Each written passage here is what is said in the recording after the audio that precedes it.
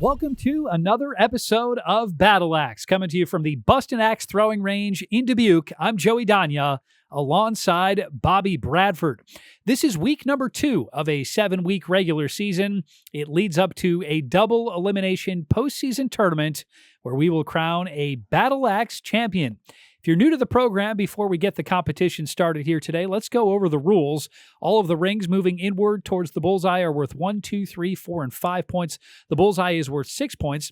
And then those red dots in the 3 ring, those are bullseyes as well. Once you score on the center bullseye, you can't score 6 on it again. So if you want to get 6 on it again, you have to try and go and get one of those bullseyes on the outside. However, at the half, you can once again score on the center bullseye. That is what's called the kill shot, that blue dot on the outermost ring. It's worth 8 points. A player can go for it at any point during a match. If they hit it, they get 8 points. But if they miss, they get nothing. You can hit 2 kill shots per match. And now let's take a look at what everyone is competing for, Bobby.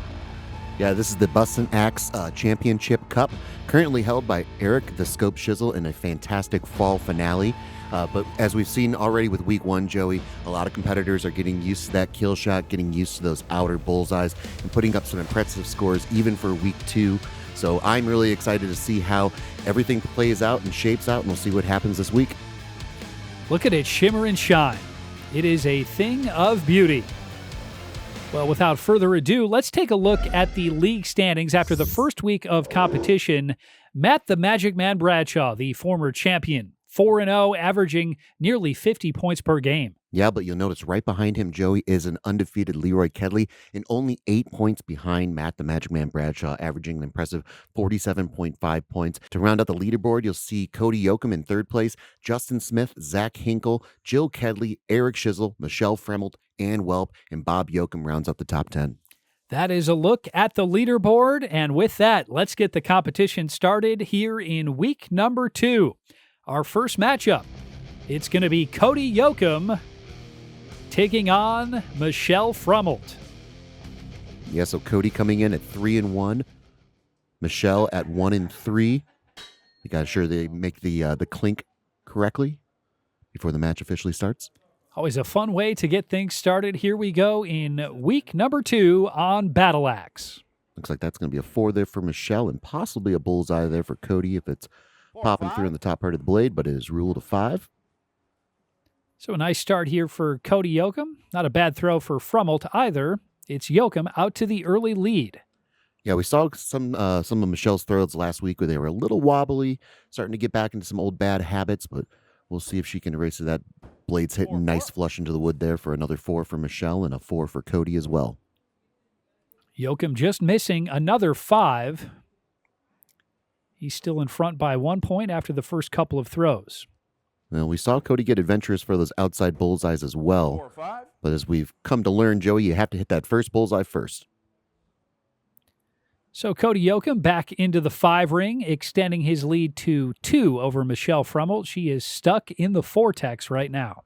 Yeah, she needs a good throw here to get back in this game, and looks like she's going to have a 5 there and a 4 there for Cody. So Michelle able to get a point, make this a 1-point game going into the 5th throw. 18-17. But sometimes all you need to do is see that blade hit that 5 or 6 ring, Joey, and you can start going on a run here. So we'll see if Michelle can do that. It looks like that could be a 5 if it's popping through the bottom part of the blade. It looks like that's going to be a 5, possibly a bullseye there for Cody Yoakum. Eric the Scope's going to get a closer look. Crucial call here going into the turn. Get a look there. I can't see if it's popping through on the right-hand side there. 4, 6. And ruled a bullseye. Well, Cody Yoakum with the first bullseye of the match. A nice way to close out the first half of this one. He will take a 3-point lead into the second half against Michelle Fremelt. Well, we say all the time, not all 4s are equal, and that last throw there from Michelle was definitely close to being a 5. It looks like she is off the mark there, possibly going for that outside bullseye, but I don't understand how that would be her strategy. I think the axe just got away from her a little bit. Fortunately for her, though, it was only a 4 for Cody Yoakum, but he does take a 4-point lead going into the 7th throw. So 4 throws to go. Fremelt still within striking distance, but she needs to get hot. That one gets away from Cody Yoakum. Yeah. So a break there for Michelle Fremelt. She picks up a point, gets within 3. Yeah, Cody holding on to the axe just a little bit too long there. A devastating 3, leaving the door open here for Michelle Fremel. She's going to need to make her throws. 5-4. And it looks like that's going to be initially ruled a 5 there for Michelle, but she's getting a closer look and calling that a 4. So it looks like we're going to have a couple 4s. Still down by 3, definitely within kill shot territory here for Michelle Fremel. Yeah, and you don't have to go for it here. You can still try and just throw a nice bullseye and Right. See if you can see where you're at with the final throw. But Cody Yoakum is the one throwing the bullseye, extending his lead back to 4. So now, if there was ever a time to go for a kill shot, this is it here for Michelle Fremel. Right, I'd love to see Michelle get aggressive, go for the kill shot. We've seen Cody throw a number of 4s here in this match, so it's definitely possible. She's electing to stay down, play the middle of the board, though. Oh, and as you can see there, Cody did his part. He threw a 4 there, so he will come out the victor, 45-42. So a nice round here for Cody Yoakum to get things started in week number 2. I don't know if they knew it was over. They were lining back up like they were going to throw another axe, but it's Yoakum the victor. Yeah, maybe that went into Michelle's thought process there. She didn't know it was the last throw, but pretty consistent round for both players. You can see Michelle had the 3 on her 6th throw, and Cody had a 3 on his 7th throw. Other than that, all 4, 5s, and 6s. I'd like to see Michelle go and get really aggressive for that 10th throw. I know we're in week 2, but we know how important those kill shots are in the week 8 tournament. She had a chance to tie this thing up going for a kill shot. Cody did his part and threw a 4, which would have sent us into sudden death. But as it stands, she falls to 1-4. Cody improves his record to an impressive 4-1. He did have 2 bullseyes there on his 5th and 9th throw, and I know he wants to see more of those on scorecards in the future. Well, if some Yoakum is good, more Yoakum is better. It's going to be Leroy Kedley taking on Bob Yoakum, father of Cody. Yeah, so we get Bob Yoakum back in the league here. First time seeing him. We did not see him in week 1, although he comes in at 2-2, and Leroy in second place at 4-0. Looks like Bob got started off there with a nice 5, and Leroy with a bullseye to get week 2 started. Well, Leroy really elevating his game in week number 1 of this new season. He played so well last season, made it all the way to the championship match, and he brought that momentum right into this new season as well. A very consistent thrower, and we know that from Bob Yoakum as well. He's very consistent playing the middle of the board. Looks like that's going to be a 5 there, possibly a bullseye for Bob Yoakum. He elects not to get a second opinion, so he will take the 5, though. We are all tied up going into the 3rd throw. Number 3, we are tied. But we've seen Leroy kind of get adventurous going out for those outside bullseyes. He really lets the match dictate his strategy here a little bit. And I think after 3 throws, Joey, he's going to have to get adventurous and go for some of those outside bullseyes. Well, Bob Yoakum with a bullseye of his own. And it's a 4 for Leroy Kedley. So Bob Yoakum now up by 2. Yeah, so Bob, we'll see maybe if he's changed his strategy going into this new winter league here, but it seems like he's going to be happy playing the middle of the board, especially with Leroy getting stuck in the vortex, throwing 3 consecutive 4s. Bob Yoakum up 21-18 here, heading into the 5th throw. Looks like another 5 there. Just a really consistent release point for Bob Yoakum. Not a lot of motion. 5 and a 4. And you can see Leroy kind of hanging his head a little bit. That's 4 consecutive 4s after starting this match off with a beautiful bullseye. We'll see if going into the turn helps him. Well, a very strong first half for Bob Yoakum. He brings a 4-point advantage into the second half here against Leroy Kedley. Kedley's going to have to get hot. He's going to have to hit some bullseyes. We talked before about going, the strategy of going for those outside bullseyes is really determined by the match and by your opponent and what your opponent's doing. Leroy able to get a point there on the 6th throw, throwing a nice 5. But really, as it stands, Bob's happy to play that middle of the board. He still has that bullseye. He's shown that he can consistently throw those 5s. So until Leroy makes an adjustment, Bob's very happy to play the middle of the board. Looks like Michelle's going to get a closer look at Leroy's throw. 4 and a 5. Well, Leroy Kedley needed a 5 there. He just missed it. So Bob Yoakum back up by 4. 3 throws to go. Time running out here on Leroy Kedley. Yeah, tremendous job by Bob to get that point back, and Leroy ever so close. So you can see Bob shaking his head there. Knew he left the door open there a little bit for Leroy with a 4. It looks like it was initially ruled a 5 here. We'll get a closer look. I think that's going to be rule of 4 there, Joey. So Kedley could have really used a 5 there, but instead he trades 4s with Bob Yoakum to keep it a 4-point game with 2 throws to go. I believe, did we have Leroy Kedley call for a kill shot here? Looks like he's going up. He is going up, and he hits it. How about that? Wow. Leroy Kedley with ice in his veins.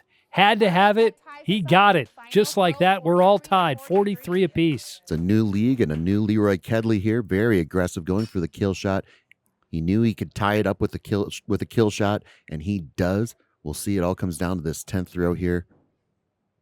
We'll see what happens. This is a high-pressure throw, Joey. Looks like that's going to be a 4 there for Bob Yoakum. Possibly a 5 if it's popping through on the left-hand side, and almost a reverse carbon copy throw there for Leroy Kedley, and it is a couple 5s. Well, how about this? We are going to sudden death here between Leroy Kedley and Bob Yoakum. A new wrinkle to the sudden death rules this season. You get 3 attempts to hit it. Yes. And then on the 3rd attempt, if nobody's hit it, it comes down to who's ever closer. Correct. But the old rules still stand. If you hit the kill shot on your first throw and your opponent does not, you do come out the victor. We'll have to get a closer look there for both. And it looks like Leroy hit another kill shot here. Well, the question is whether Bob hit his. And it looks like, yeah, from our side cam there, you can see Bob Yoakum hit the kill shot. So they will go to another kill shot. Well, That's sudden incredible. death will go to another throw here. This is fun to watch. Leroy Kedley and Bob Yoakum exchanging blows. Yeah, we'll see here. Leroy's already hit 2 kill shots. He's 2 for 2, and Bob doesn't look like he's off the mark by much there. We'll see if Leroy can make it 3 for 3 here. Ooh, we saw Bob there from the action cam. Bob hit his. And Michelle's going to get a closer look at Leroy. Oh. Bob, hit.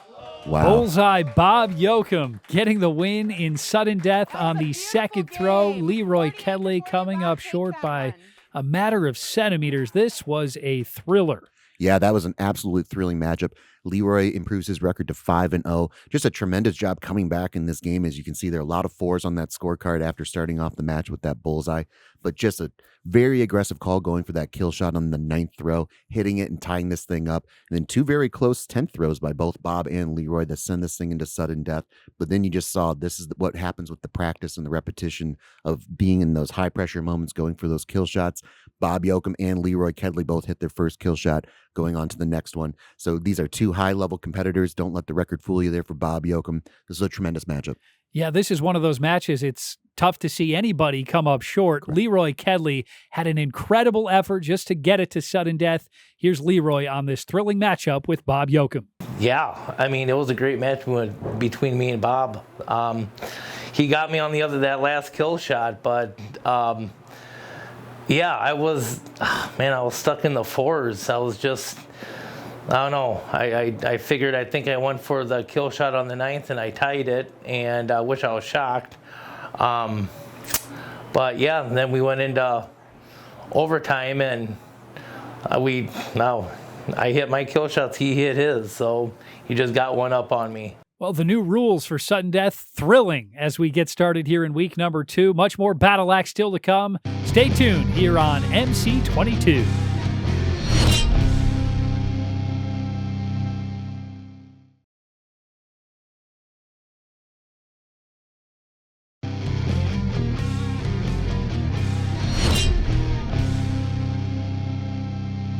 Welcome back to Battle Axe. I'm Joey Danya alongside Bobby Bradford. We're at the Bustin' Axe Throwing Range in Dubuque, as always, bringing you action here in week number 2 of this 7-week regular season as we look forward to crowning a Battle Axe champion in the double elimination postseason tournament.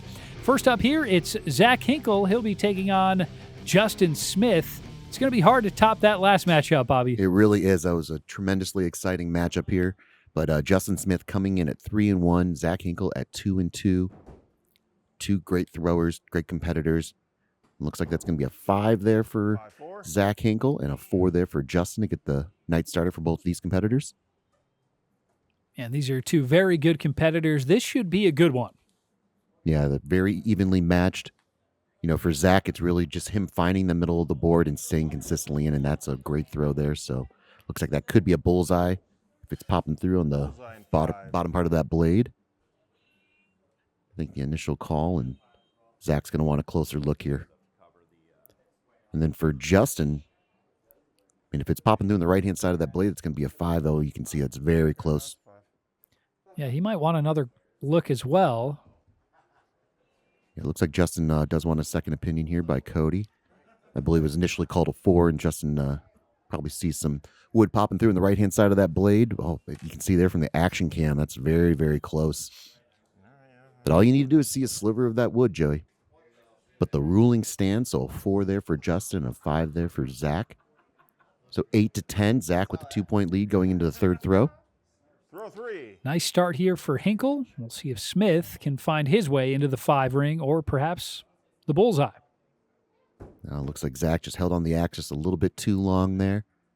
And then it looks like that could be a bullseye there for Justin if it's popping through the bottom part of that blade. Cody Yoakum going to get a closer look again. And bullseye, Justin. And ruled a bullseye, so he's able to tie this thing up going into the fourth throw. We have a football score, 14-14, a couple of touchdowns for Smith and Hinkle early on here. 'Tis the season. It feels like a playoff game with this back-and-forth heavyweight matchup going on here between Justin Smith and Zach Hinkle. And it looks like that's going to be a 4 there for Zach and a 5 popping through on the right-hand side there. Ooh, and ruled a 5 there for Zach Hinkle. 19 all after 4 throws between Smith and Hinkle. We've got a good one brewing. Do we dare have back-to-back sudden death matchups here, Joey? Looks like that's going to be a 4 there for Zach. Ooh, and a nice 5 4 and 5. there for Justin Smith. Able to take a 1-point lead going into the turn. All right, touch him up. So Smith and Hinkle will switch sides after a strong first half here. It's Smith leading by 1.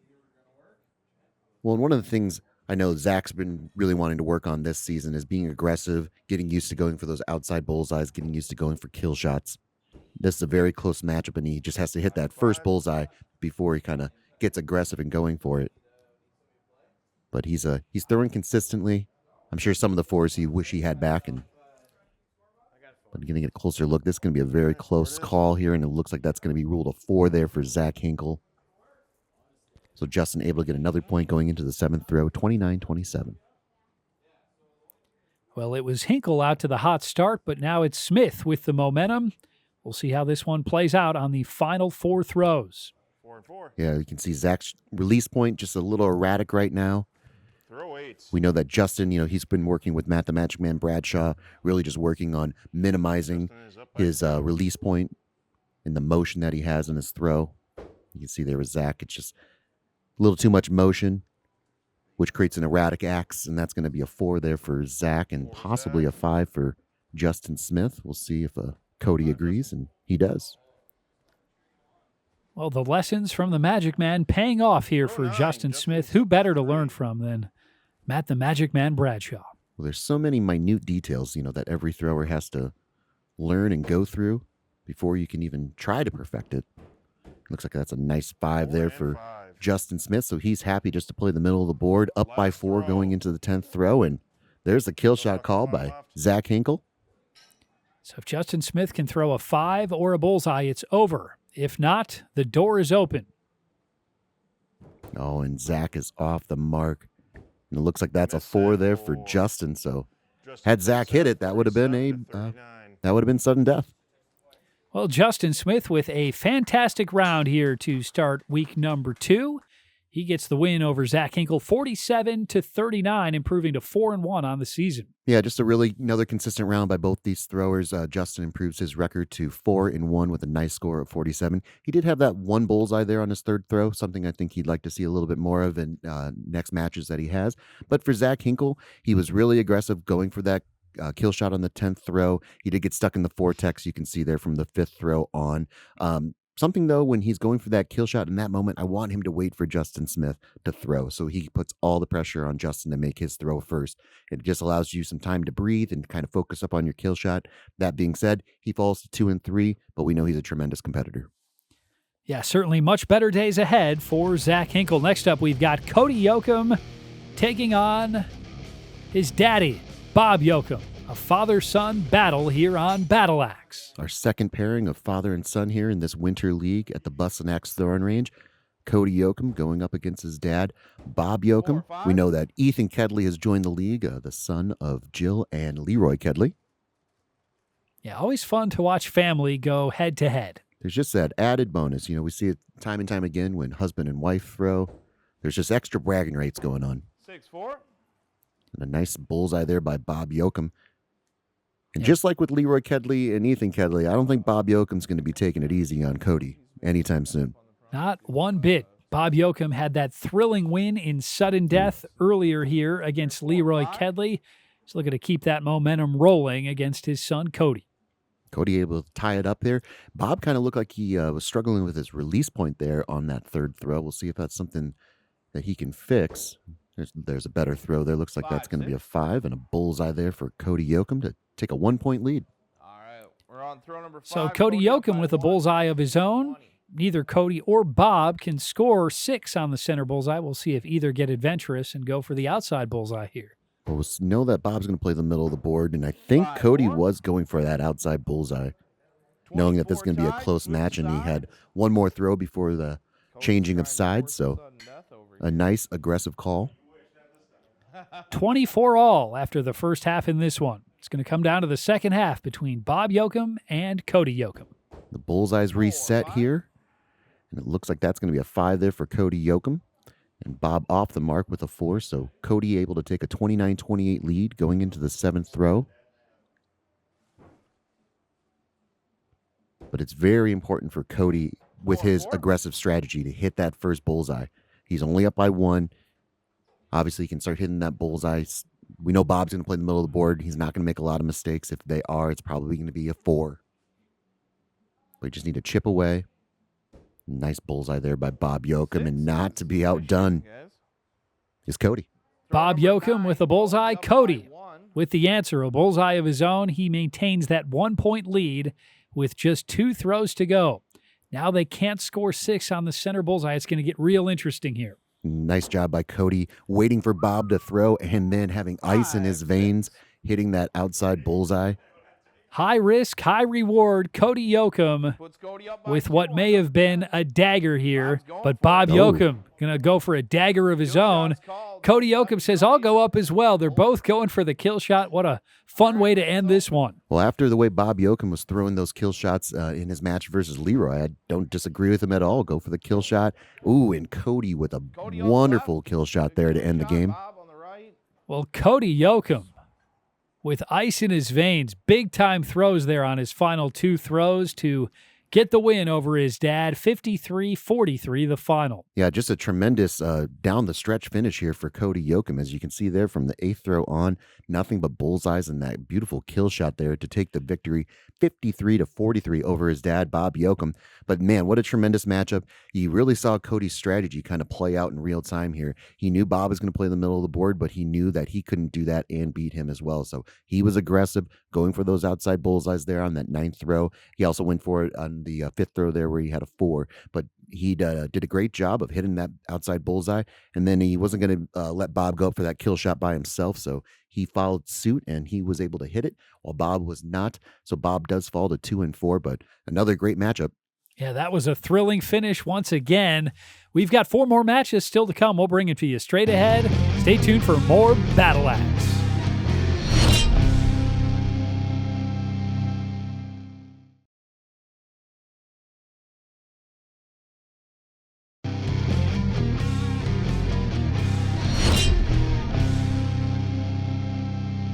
Welcome back to Battle Axe. Coming to you as always from the Bustin' Axe Throwing Range in Dubuque. I'm Joey Danya alongside Bobby the Blade Bradford. It's week number 2, and we've got a newcomer to the league this year. His name is Ethan Kedley. He's the son of Leroy and Jill Kedley. And here is the defending champion, Eric the Scope Shizzle, on what it's like to have Ethan in the Battle Axe community. It is nice to see young kids and new faces and everything come by because, you know, we're making this for the community. That's why we're doing the axe throwing in general. It's the reason I started this whole business, was to compete and have fun with others and grow the community in the interest of the sport. Kind of, you know, educate people to know what it's all about. A lot of people think the axe throwing, you know, it's just kind of a fun pastime. People are just goofing off with it. But when they come in, they're like, oh, there's a league. Well, that's great. And, you know, if they really enjoy it, we see people come back time and time again.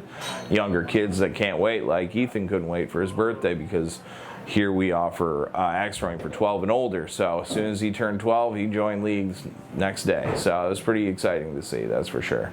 Well, a happy birthday present for Ethan Kedley. He gets to join the Battle Axe community. He does. He gets to join the Battle Axe community, go up against tremendous competitors like Eric the Scope and Matt the Magic Man Bradshaw. Just a wonderful learning environment. Eric the Scope Shizzle will be taking on Ethan Kedley.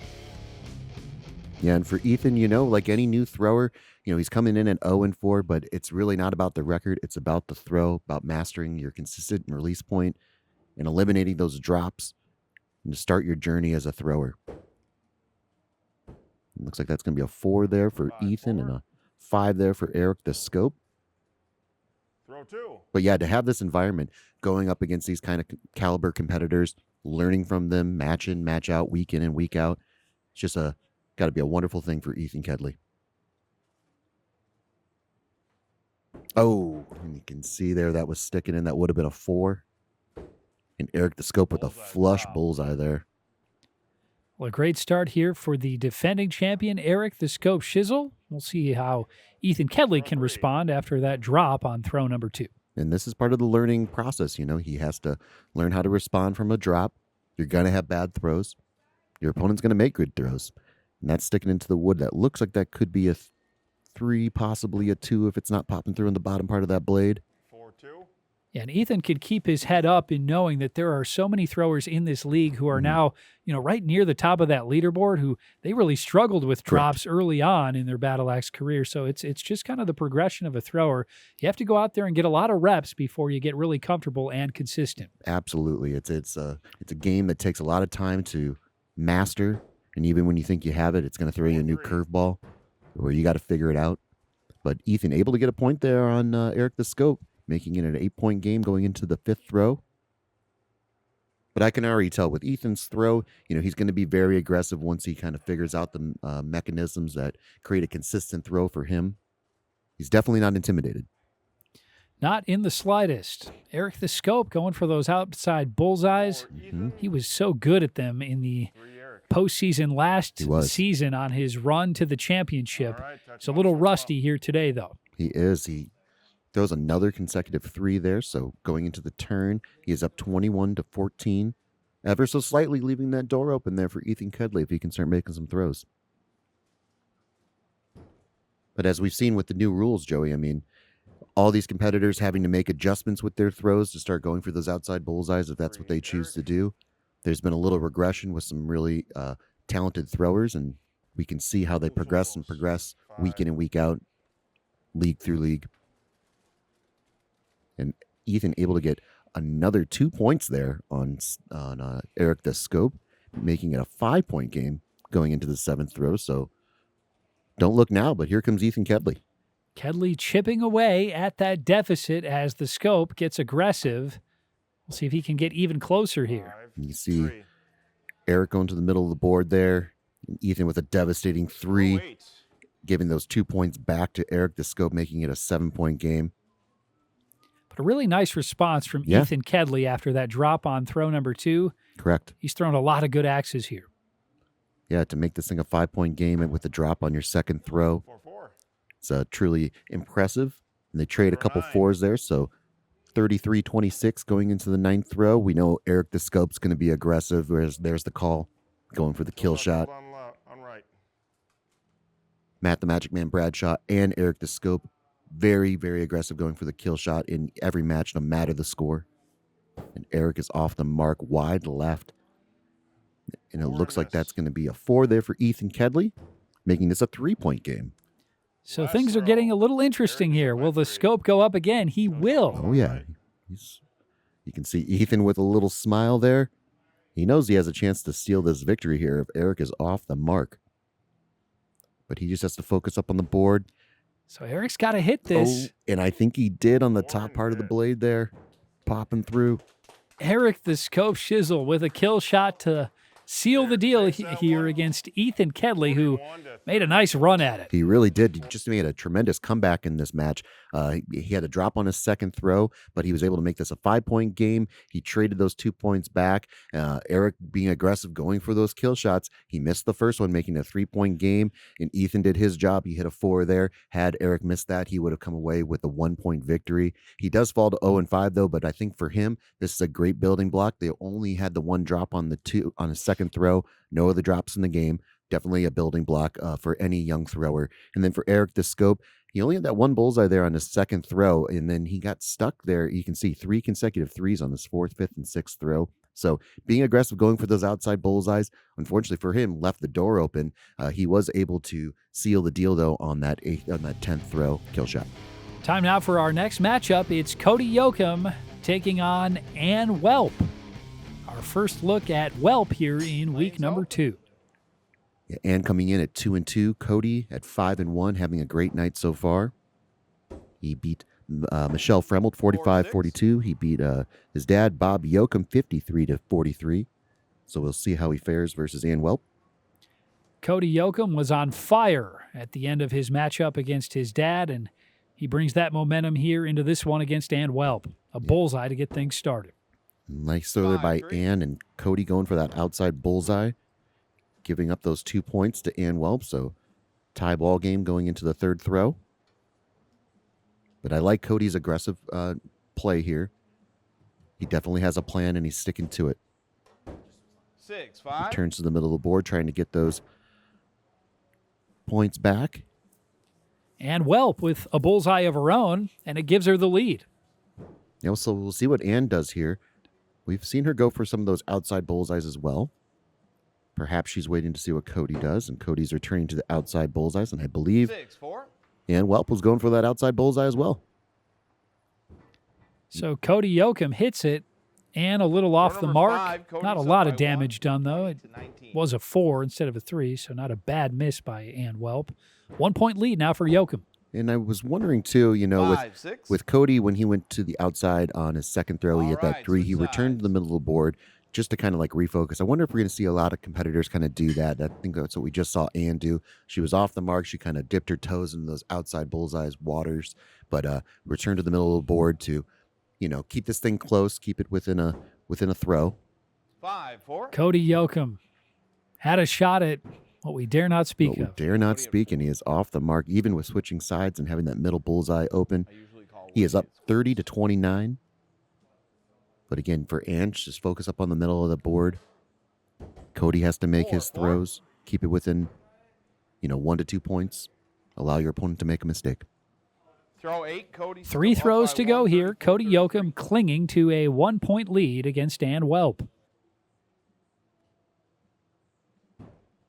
Looks like another couple 4-4. fours there, so Throw number Cody 9. Yoakum definitely stuck in the vortex and well on her way to getting stuck in the vortex, but it's still a 1 point game, 38-37 going into the 9th throw.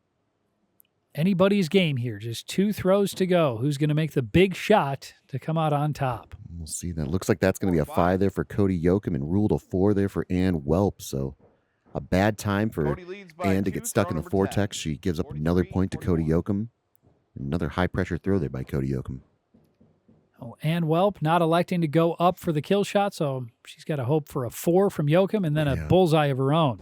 Instead, it's the reverse of that. Cody hits a nice bullseye, and 45-49. Ann hits the Cody's gonna 4. take that first game. Good Cody job, guys. Nice Yoakum play. with another big-time throw on the final throw, clinching the 49-45. victory over Ann Welp, 49-45. Yeah, I don't disagree with Ann's decision to stay down and play the middle of the board. She was only down by 2. Cody had thrown a number of 4s since the turn. So if she could have hit that bullseye and he could have hit a 4, we would have sent it into sudden death. So she does fall to 2 and 3 with a nice score of 45. Just a little too many 4s there. Bad time to get stuck in the vortex there for Ann Welp. But for Cody Yoakum there, you can see 4 bullseyes there on that scorecard. Definitely the progression he's looking for. And those last 2 throws on the 9th and 10th throw, those were high-pressure throws, just like his matchup with Bob Yoakum. So he is developing a very good high-pressure throw rate and is definitely a dangerous competitor. We've still got a couple matches to bring you here in week number 2. Stay tuned. We'll bring them to you straight ahead here on Battle Axe.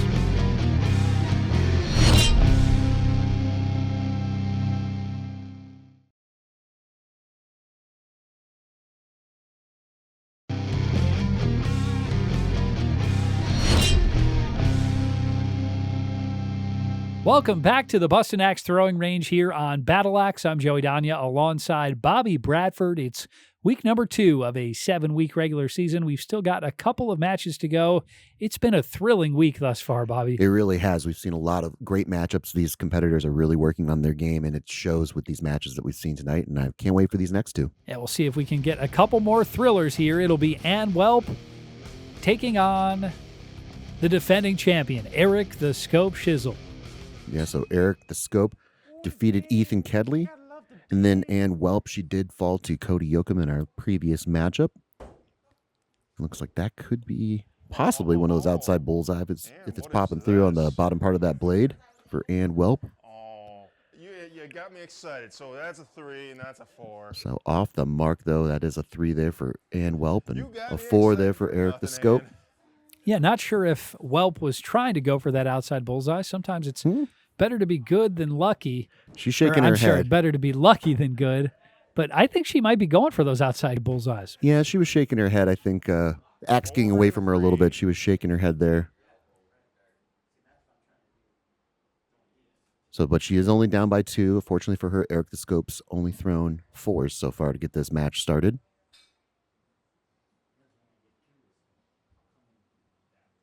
There, she's a little more on track, and Eric is off the mark, and that looks like that's going to be a 3 there for Eric the Scope.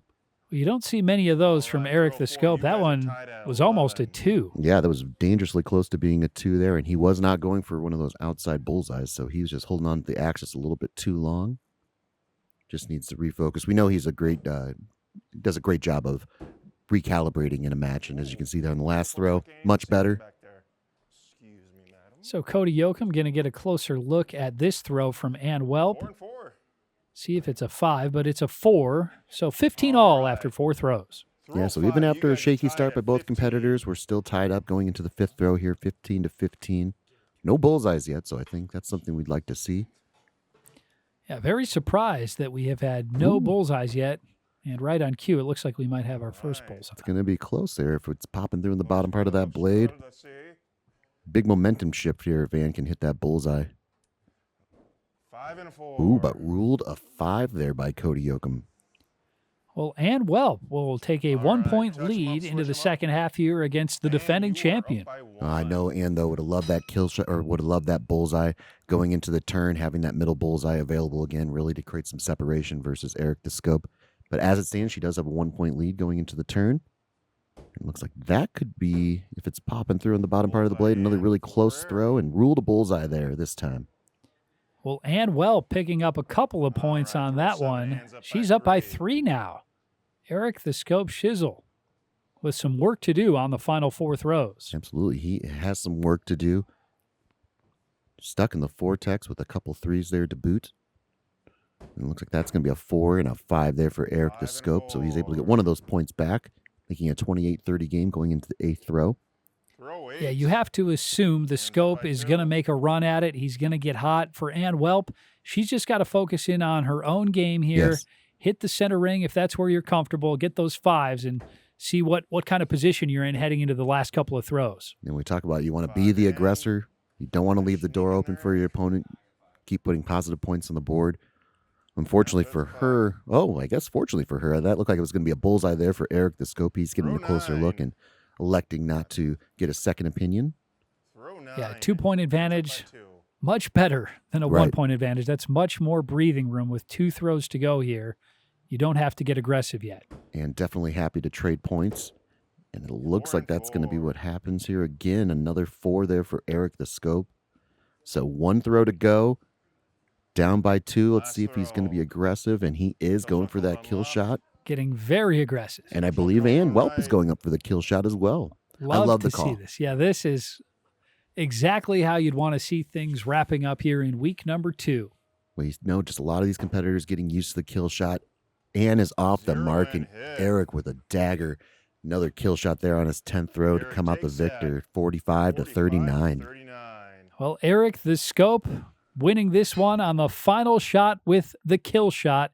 He wins it by 6. Yeah, he does come out the victor here, but as you can see from that scorecard, I don't think Eric's going to be very happy with all those 4s, only 2 5s and no bullseyes. I don't think we've ever seen a match with Eric the Scope where he didn't throw at least 1 bullseye. So for him, he does escape with the victory, to improve his record to 4-2 with a nice kill shot attempt. But for Anwell, she did a great job. She was very close to hitting a bullseye there on her 5th throw. She did hit the bullseye there on her 6th throw. She was happy to trade points down the stretch with Eric the Scope.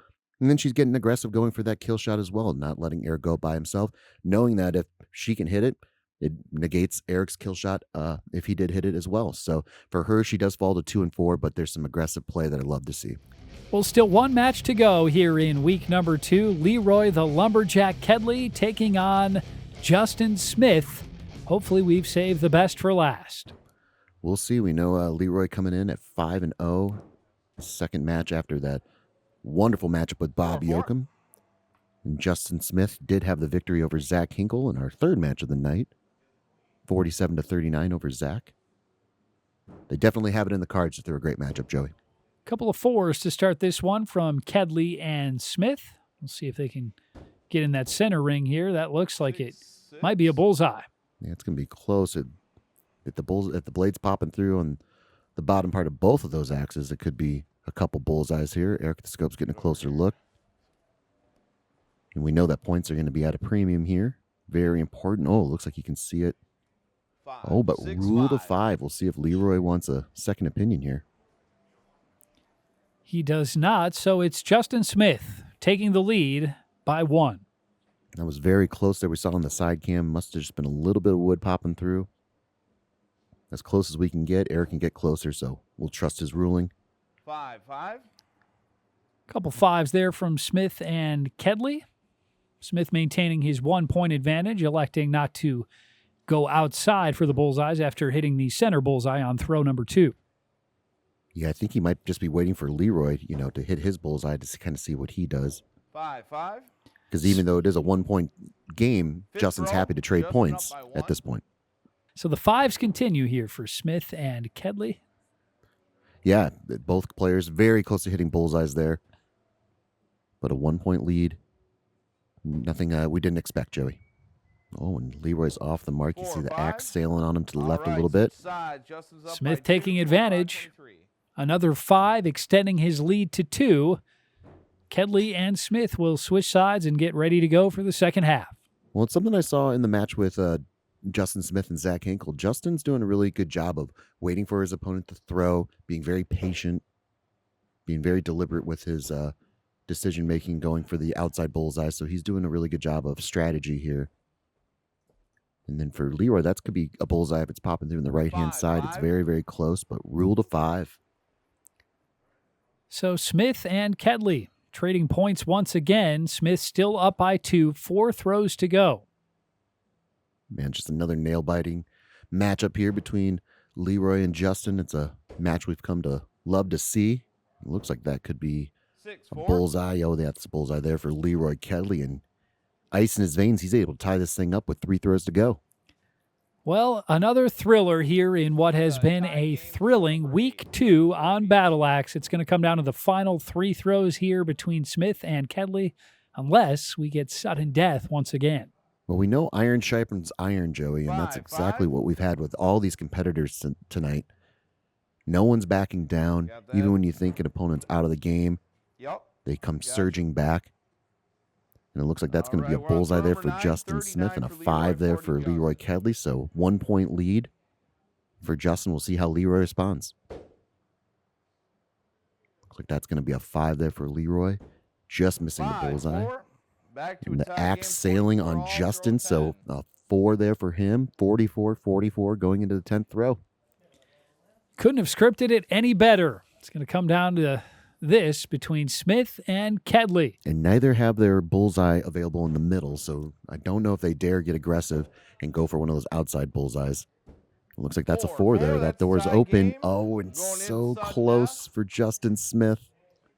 Again, Justin waiting patiently for Leroy to throw. He did leave the door open, and Justin was not off the mark by much to hit that 5 to end this thing. But as it stands, we're in sudden death.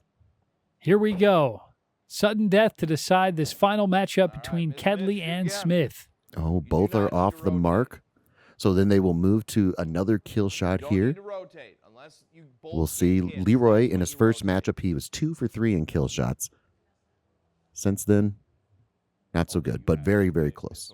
We'll see how he goes. And it looks like he's aiming for that top right kill shot. That's going to be close, Joey. But again, Justin patiently waiting.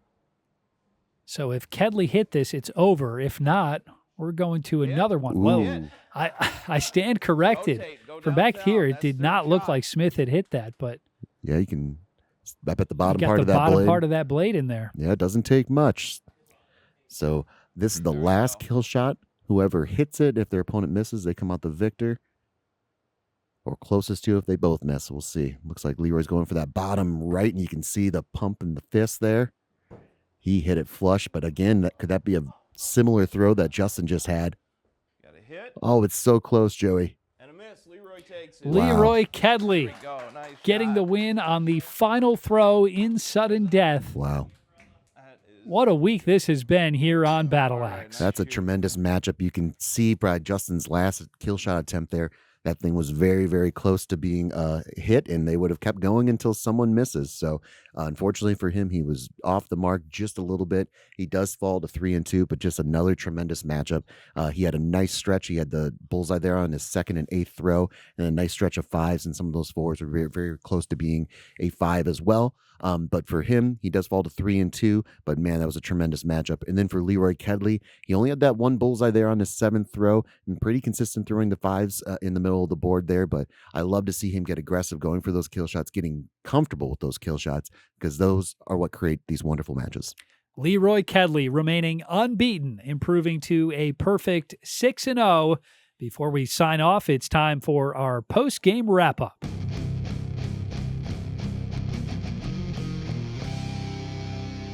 After the first couple of weeks of competition, here is a look at the leaderboard. Matt the Magic Man Bradshaw, now 8-0, averaging just over 48 points per game. Leroy Kedley nipping at his heels. Yeah, Leroy Kedley in second place there at a perfect 8-0 as well. So close to Matt the Magic Man Bradshaw, so that'll be an exciting matchup to see as the season unfolds. But followed by Leroy is Cody Yoakum, Justin Smith, Zach Hinkle, Jill Kedley, Eric Schisel, Michelle Fremelt, and Welp, and Bob Yoakum rounds up the top 10. Well, for Bobby the Blade Bradford and the entire MC22 crew, this is Joey Danya signing off. Thanks for watching. We'll see you here next time on Battle Axe.